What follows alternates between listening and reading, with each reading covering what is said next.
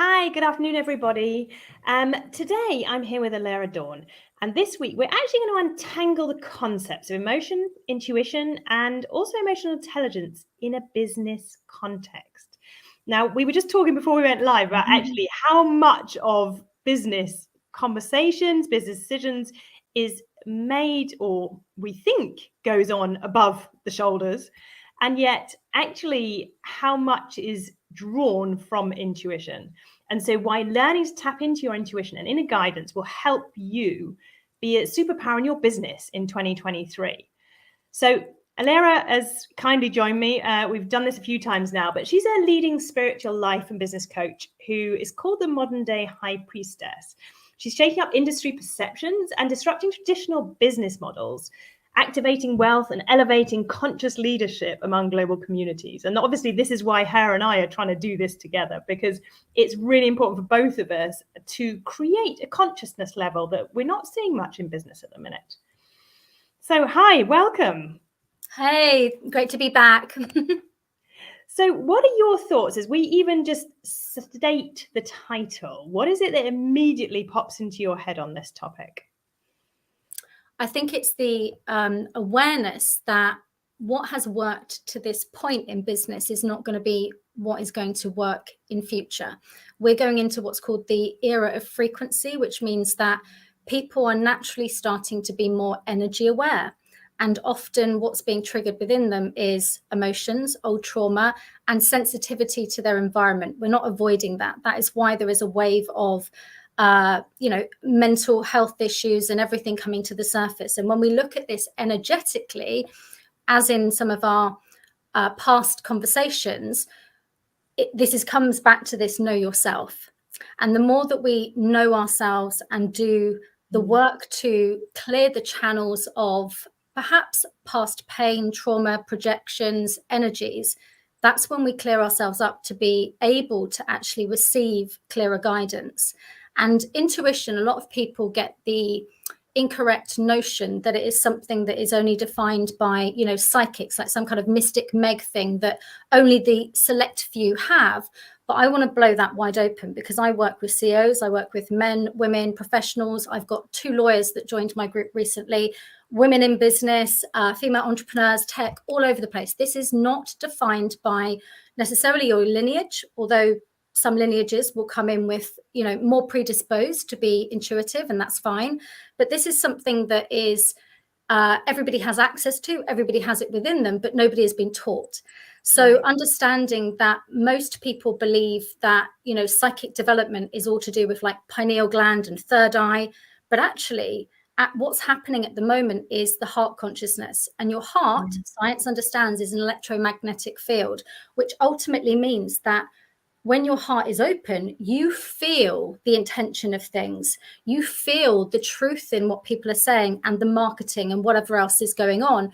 But the mind will only be picking up on what it can see, or it will be projecting the past into your perceived future or present. So the heart field means that when we go into the awareness that when we drop into the heart, we are actually able to determine so much information that we can then be able to take forward and go, okay, I maybe need to ask some more questions. I need to go deeper into this because I might not have seen something, but I'm feeling something in my body. And this is a key thing. Most men are stuck in the head. They have not activated much of their sensory awareness, which is why when these emotions are coming up, they are struggling.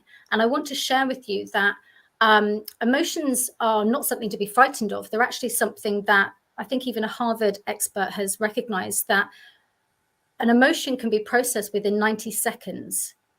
But because we are so used to constricting, holding on, and actually blocking it, we're actually creating this like legacy of trapped emotions. We haven't been given the skills to clear things. So what happens is that we have actually created almost like locking in our sensory awareness, which is part of who we are. But to unlock it, we have to release some of that trapped energy, which can be through like the energy hygiene stuff, the healing stuff I do.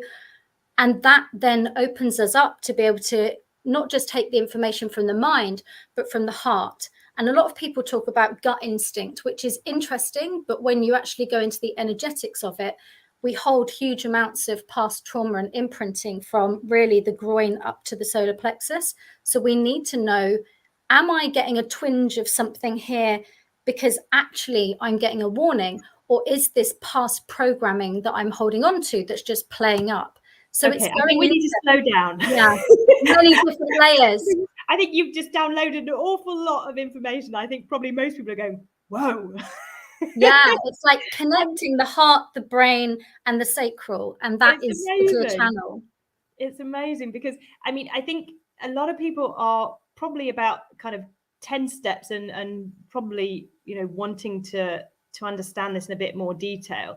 And I love what you've just said, because it connects with a lot of what I talk about in my group sessions, which is emotion is energy in motion. It's not something to be scared about. But like you say, we so often trap it. And I did this for years, you know, trapping it and trying to contain it and trying to bottle it and trying to move it to the side because it's uncomfortable. We don't want it to appear here. Yeah. And yet what we're trying to say is actually, if you let the emotion flow, emotion to me shows that somebody actually cares about something.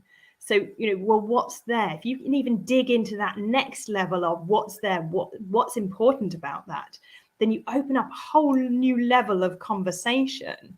And like you say, it's like, well, where are you feeling it in your body? Because when we talk about engagement, we're always talking about hearts and minds.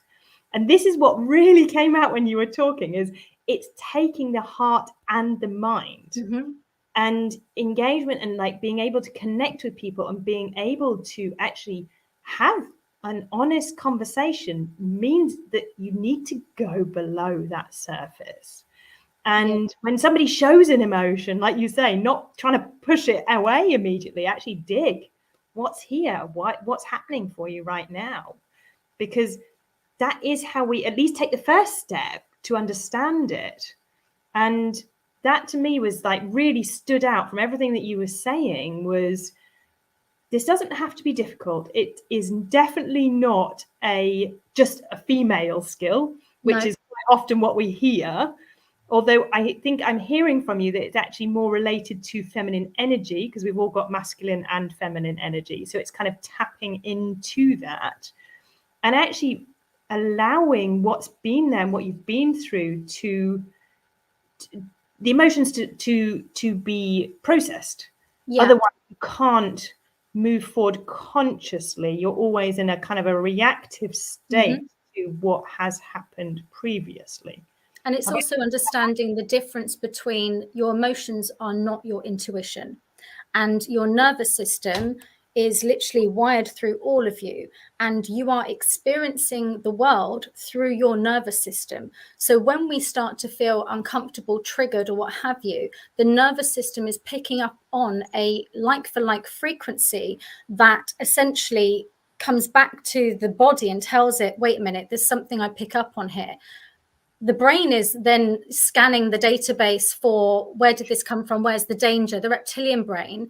Yeah. But what we're moving into is really like a different level of understanding. The past patterns do not need to repeat themselves, but we do need to understand what they are and how they are orchestrating our lives, because otherwise we are automatically being limited. And when we're looking at intuition, it's about almost clearing those things out the way so that you know that you're safe. So you're self-sourcing.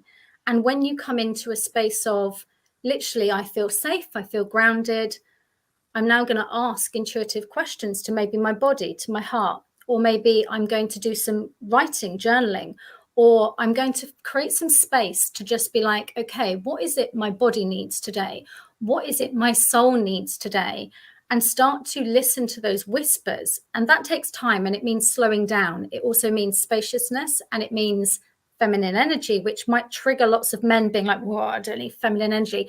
Actually, your ability and I'm working with someone that's on a busy trading floor at the moment, your ability to take time out and reset, even in 5 minutes, from all the mental and the energetic stuff that's going on there, actually means that you can pause any kind of careering off in the wrong direction or making decisions from fear, Your stillness takes you out of that timeline, and actually he's getting ideas and guidance and clarity on things that he can then walk back in 10 minutes and be like, something's just come to me, let's stop a minute before we take this action. That's how it can be incorporated into day to day. But I've worked with him to get to that space to be able to take that step out. Yeah, this is interesting because this is quite often one of the key feedbacks that come out of whatever coaching I'm doing with people is the power of the pause, the power of taking that space to reflect, to unpick, to understand, and then, take meaning from, and obviously this is what we talk about with reflection, take meaning from something to enable you to take that forward.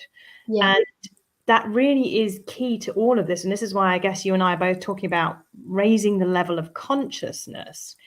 We can't do it generally for ourselves. You and I have both got coaches. We're both working with people who help us raise our level because we're on that journey, keeping on progressing.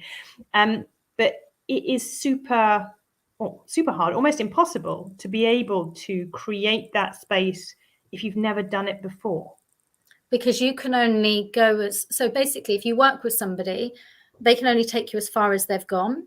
You need to work with somebody that's done their own nervous system work, because what happens with the law of entrainment in a space is that you are entraining to their energy field. So if they have not been able to do the inner work themselves, they can't stabilize you enough to feel safe to de-armor, to remove some of the pieces that are there, and then you will not get that embodied interoception, so be able to read through the body what's actually going on for you, because intuition is not something that's just in the head. We can get guidance through many different forms. We can use guided meditations, we can use energy clearings, and there's various levels of this. It is actually very, very simple, but it means that you are not going to be able to pick that up just from a book. You also need what I call the encyclopedia. So from my role, I was, I had my near-death experiences. I had to live whilst being blown wide open to multiple different realms. My ability to decipher what I'm checking into, the boundaries of that, the questioning, all the rest of it, that was part of my initiation. But it also means that when somebody is gaining insight into their intuition, a lot of the time, they don't actually know what they're tuning into. Yeah. So my role is they need help tuning. Yes, exactly. So what channel are you tuning into? Because, if you're trying to do it whilst jacked up on adrenaline and fight or flight, you're not going to be tuning into like the highest information you can gather. You're going to be tuning into something that holds the frequency that you are operating in. So it's about, you are this, like, I call it like the radio channel. So this is why when we pause and we're in that spaciousness and we actually open our heart and we can feel, then if you get information, you can feel into that information.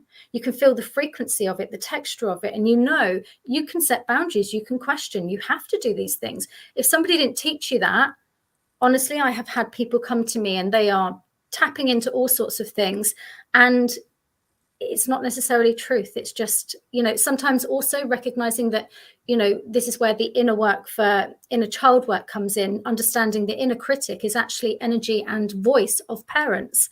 So that again can create wonkiness. So we have to really understand the nuances, but that comes with practice. It comes with, if you want to fast track, you work with somebody who can, take you in that accelerated journey, because you are literally being held so that none of the nonsense can distract you. So you get confident in trusting your intuition. You start to trust yourself better. You get a better connection to your body because you are practicing these things daily.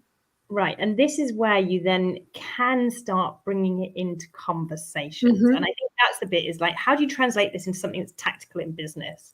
And where we're getting to is, if you can understand and start tuning into this, you can bring it very validly, that's not even a word, you can bring it with validity into a conversation. And the point is how you then do it so that others can hear it, because not everyone's obviously going through this journey, and we see this in everything that we're doing. people are at different levels of consciousness.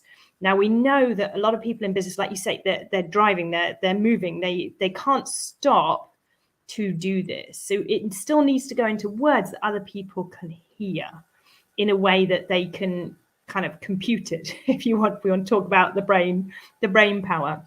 And so, I'm always suggesting people use words like, what I'm sensing is frustration, what's here for you. And trying to put their senses, because obviously they're sensing something, typical emotional intelligence, but what they put into words might be wrong. So not being attached, not trying to judge what it is, but just putting it out there as an open statement to open the conversation, to dig that level down in a way that other people can hear. And I often see this. People are so shocked, even by that tiny statement, that it changes the whole dynamics of the conversation.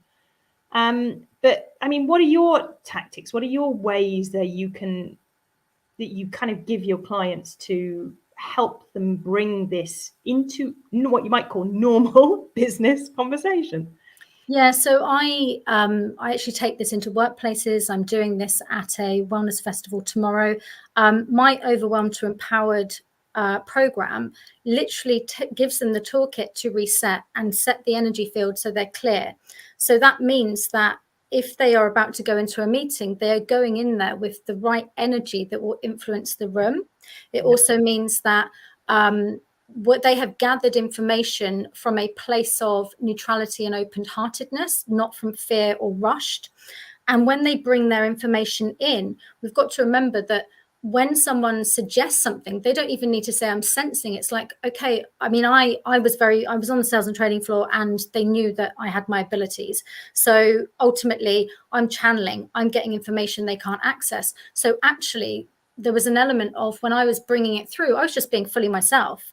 So it was like, okay, well, the information I'm gathering, or I can tune into this. I was not hiding myself.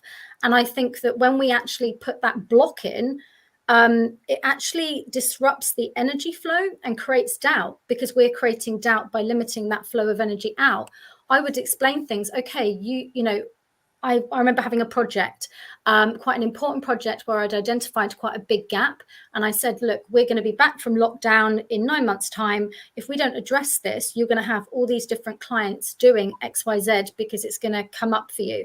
And I said, that's your choice now. That's the future timeline. This is the outcome. You're giving them the future scenarios almost, and letting them live into that to understand. And it's like, well, here's back into the present to say, okay, so what is it you're choosing? So then what ended up happening, and I said, well, this is the risk, because I'm following the energy into a timeline of an event by them taking a choice or not taking a choice. And what ended up actually happening was a client in New York basically walked into the offices, and basically it was almost like, this is a warning. So they brought this sack full of post basically and this event. And I said, look, okay, that's kicked off this experience. Imagine every single client we've got doing this. So it basically was showing that my prediction of what I'd seen on a macro scale showed itself in micro already, and actually reinforced that they actually had to take a decision. So it's also feeling into the decision making. It's about bringing ideas to the table that expand a perspective. And actually, it doesn't mean you necessarily have to take it. It means that it's just another perspective that's part of the decision making. So ultimately, all of these, there's multiple timelines of opportunity that we take in any decision. And I had one with a client very recently whereby she had a new business partner, and she got very caught up in it. He's very charismatic. It sounded like they were on, this great idea. She put some money to him to basically put a deposit down for offices, for property, where they were going to be based. And we worked together, and I just had this feeling. I was like, we need to explore deeper into this. There's something else going on. So I went into the Akashic Records, which is the soul records for everything.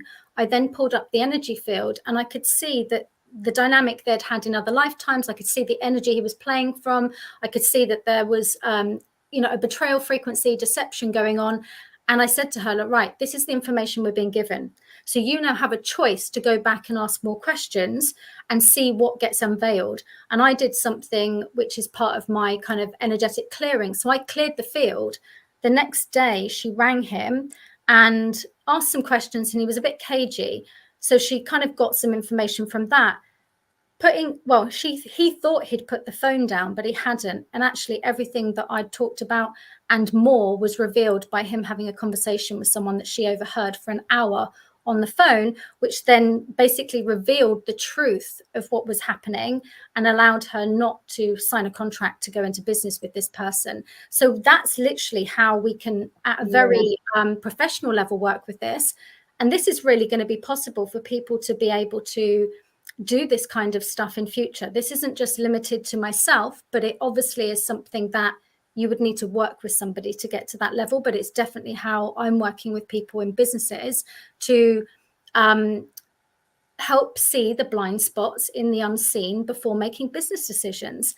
And, you know, that is where we can kind of take it on one level, but it's also about trusting the nudges and recognizing you don't get those nudges for no reason. So voicing them in a meeting, right, exactly. With conviction. Yeah. The other thing that I get as you talk is you're talking about unlocking opportunities through just giving voice to whatever is there in a way that, you know, actually puts it on the table. And this is a point, it's almost like, well, if you're not going to say it, then no one else is going to say it. So what's the opportunity, if you're talking CEO kind of language, what's the opportunity cost or opportunity lost if nobody's saying what they're thinking, what they're feeling? Because I talk in terms of innovation. You know, we need to innovate to create a more sustainable future for life on Earth.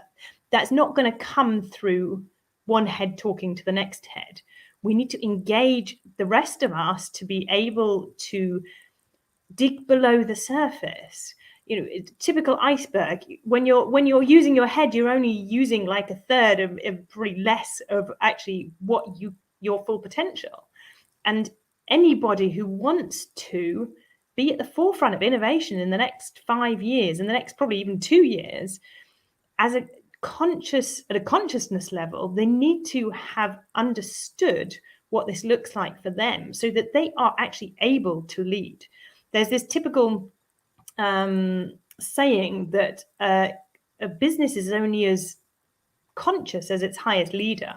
So if you're that leader, you know, you really need to tap into what it is for you. And obviously it's going to be different for everyone. Everyone will have a different style, a different way of doing, work with different people to do it.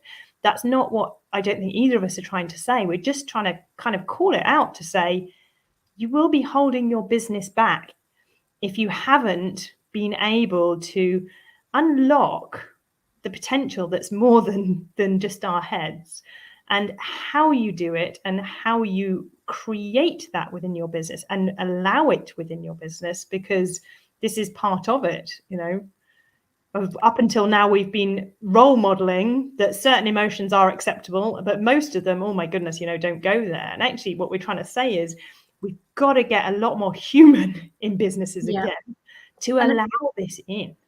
And it's also the awareness that if you are in an organization where the certain demographic in the C-suite and the senior management are not actually advancing in this way, this level of evolution is not waiting for anybody.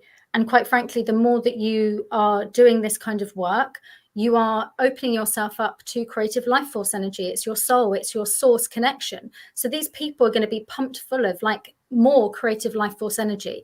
Are they going to channel that energy into your business and project? Or are they going to go, wait a minute, I'm being inspired by this other leader who is doing something that has purpose, impact, societal change. Actually, this lights me up with passion. I'm going to get appreciation over there. I'm going to contribute to something that is bigger than myself. Or am I going to sit here behind my desk doing the monotonous stuff where I'm still dealing with all the nonsense and other people that are not listening to me? We're not having open discussions. I don't feel, you know, that I am heard, and I don't feel that I can be fully myself here. it's going to mean that people start to choose, because not only is it an individual thing, it's a frequency thing. So ultimately, if we are working in environments where people's frequency, because it's their level of consciousness, is lower than those that are beginning to wake up around them, and these people cannot get the power to create the level of change or impact, naturally they will leave. So this is like, it comes to a point where the more you're tapped into soul, the more you're tapped into that level of consciousness, literally doors open constantly. So it's never like we're stuck in one job. We're never one timeline. There's always more opportunities. And that's what we've got to remember, is that you are working with a different level of consciousness of humans that are coming through, and your workplaces are going to have to shift to that. And the motivator is not just money. However, when you're working with creative life force energy, there are no limits in truth. And that's where people are, going to be launching into side hustles, be able to grow businesses a lot quicker, because they're pivoting, they're tapping into intuition and ideas, and they're innovating. So you can do it, if they can't do that in a company, why not do it for yourself or for someone else? I get you on this one completely, is the fact that we're seeing people who are increasing their level of consciousness, hitting very quick ceilings within businesses and leaving. I mean, this was clear from the last McKinsey report. This is clear from all of the statistics, is, people are leaving environments where they can't be themselves, create impact, contribute in a way that's meaningful to them.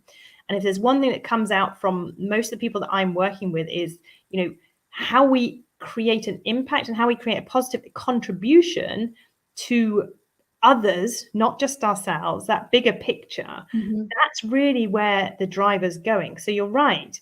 If that's not, you're not able to create that in your business, you will see people who are, potentially your high performers, and the ones who are investing in themselves and their own development, they will be the ones that potentially are the first ones out the door, because of this kind of new skills or new work skills, and the adaptability and recognizing new opportunities, following, as you might say, the energy trail, which I think a lot of people are beginning now to recognize. So I think we can wrap this up. I know you and I could talk about this all day, but I just want to talk to those people who are listening to this. I'm sure there are a few of you have kind of recognize some of what we're seeing today, or what we've been discussing today. So Allera and I both work with effectively dynamic change makers who are ready to take action. So if what we've said has resonated with you, and you're a SME business leader who wants to create a positive cultural change in your business this year, then drop either of us a direct message and we'll get back to you on how to take that next step. We've both got fairly limited capacity in the kind of work that we do, but everything we're both about is creating impact and driving positive change. So we're only going to offer to work with people who are ready to take action and that we know we can help. So if that's you, please do reach out to us. And also, if this has just triggered something in you, go and have a bit of time, reflect as to what that is. And let's have another conversation. So, Allera, anything you'd like to add?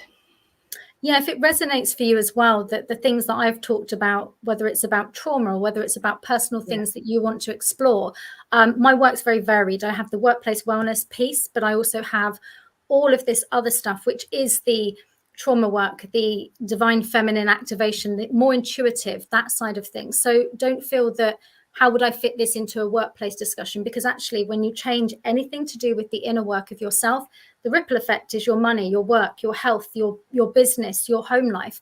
And I work holistically. Everything gets an upgrade. So reach out. I've got many different programs that, have different levels of access to me. And I like to work quite fast. So I'm for somebody that is 100% in, they're all committed to themselves and they want to accelerate. So my gift is adding the rocket fuel to the fire. Totally. I love that. And bring everything back into alignment. I think we've seen for too long that there's been this misalignment between how people are showing up in the workplace and actually what's important to them at home. And that's the bit that I really want to see changing for us to be able to create conscious leadership, is really showing up in alignment and taking a stand for something. And I know that's something you do, and I appreciate that about you. So I look forward to seeing you again very soon, and thank you all for watching. Have a great day. Bye for now.